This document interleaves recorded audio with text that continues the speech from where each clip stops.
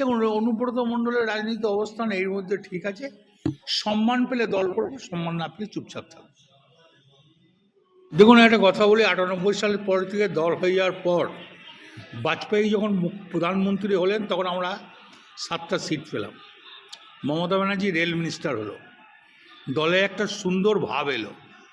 হ্যাঁ, তারপরে দল করতে করতে তখন আইপ্যাক ছিল না, কেউ ছিল না, কোনো জ্ঞানীমণি ছিল না। এই আমাদের মতন রাখাল বাগাল মুকুল্লায়, আমার রাখাল বাগাল গৌতম বসু, রাখাল বাগাল অনুব্রত মণ্ডল, বালু, পঙ্কজ দা, এরাই ছিল, মদন মিত্র, এরাই ছিল আমরা তখন দলের মেন। তো এই কারণেই তখন এই আইপ্যাকটা আমাদের দরকার হয়নি। তারপর 9 সালে যখন আমরা এমপি যে জিতলাম বীরভূমের শতাব্দী রায়, তখন তৃণমূলের সিম্বল নিয়ে জিতেছিলাম, তখন আইপ্যাক ছিল না। 11 সালে যখন পার্টি পাওয়ার আসে তখন আইপ্যাক ছিল না, কংগ্রেস সঙ্গে অ্যালায়েন্স করে দলে এসেছিলাম। কংগ্রেসকে চটানোটা আমাদের ভুল হয়েছে, কিন্তু কে কার কথা শুনে। তারপর 14তেও আইপ্যাক ছিল না, 16তেও আইপ্যাক ছিল না, 19এও আইপ্যাক ছিল না। তাহলে আইপ্যাককে প্রয়োজন হলো কেন? আজ ভরা ডুবি হলো আইপ্যাক, মিসগাইড করলো আইপ্যাক, দুনিয়ার লোকের কাছ থেকে টাকা তুললো আইপ্যাক।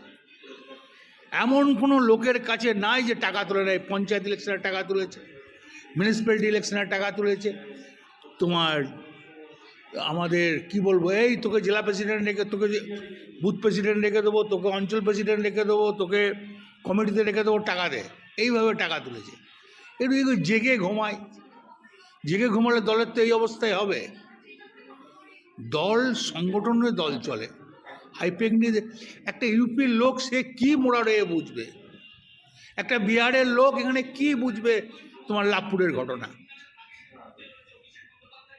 100 আইপ্যাক আসতে ক্ষতি হচ্ছে।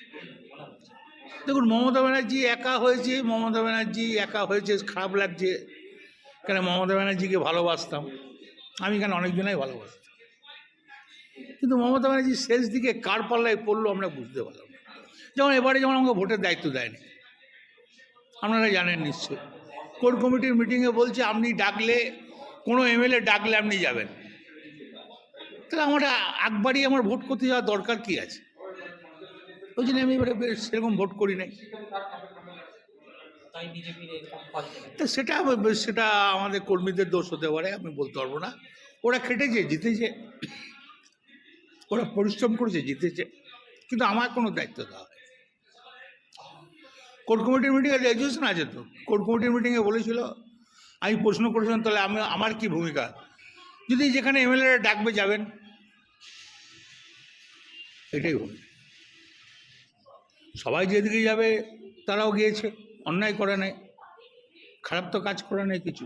তারা বিজেপি করে না, বিজেপিকে তারা আলাদা একটা ফন্ড করছে না। সম্মান পেলে দল করবো, সম্মান না পেলে দল করবো। কংগ্রেস বা বিজেপিতে না, আমি বলুন এখনো চিন্তা ভাবনা করিনি, এখনো পর্যন্ত তৃণমূলের স্ট্যাম্পটাই লেগে আছে। বললাম সম্মান পেলে থাকবো, না থাকবো। রাজনীতি তো জেল থেকে আসার পর তো রাজনীতি করা বন্ধ করে দিয়েছিল। এ তো আমি দিদিকেও জানে, সবাই জানে রাজনীতি করা বন্ধ করে দিয়েছে। তখন তো অন্যজনের হাতে ঘি খেয়েছে, আমার হাতে ঘি খায় নাই। আপনারা তো দেখেছেন, সাংবাদিক এসে কোনো ভূমিকায় ছিল না আমার ইলেকশনে। ওই দিদি জবার এসছে গিয়েছি, অভিষেক জবা এসছে গিয়েছি। দলীয় কার্যালয় এটাকে আমি ভাবি না, এটা একটা ভাবি মন্দির, এটা একটা মন্দির ভাবি। কারণ এটা বহু পুরনো, আর আমি সিপিএম তাড়িয়েছি, মানুষের পাশে থেকেছি। এটাকে আমি কোনো সময় কার্যালয় ভাবি না, এটা মন্দির ভাবে বিকাল একবার করে আসি। সবার মমতা ব্যানার্জির জন্য প্রচণ্ড খারাপ লাগছে, ভদ্রমহিলার দিকে দেখলে কষ্ট হচ্ছে।